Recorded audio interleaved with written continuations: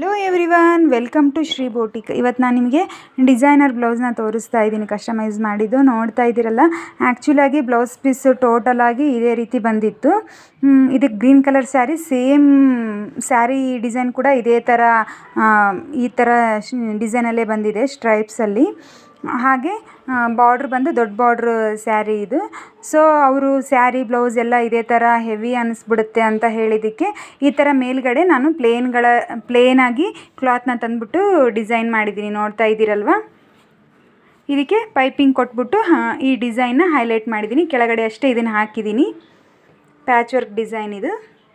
ಹಾಗೆ ಇದ್ರದ್ದು front neck ಬಂದು ಸಿಂಪಲ್ಲಾಗಿ ರೌಂಡ್ ನೆಕ್ ಶೇಪಲ್ಲಿ ಫ್ರಂಟ್ನ ಡಿಸೈನ್ ಮಾಡಿದ್ದೀವಿ. ಬ್ರಾಡಾಗಿ ರೌಂಡ್ ನೆಕ್ನ ಕೊಟ್ಟಿದ್ದೀವಿ. ಹಾಗೆ 4 dot blouse with cross belt.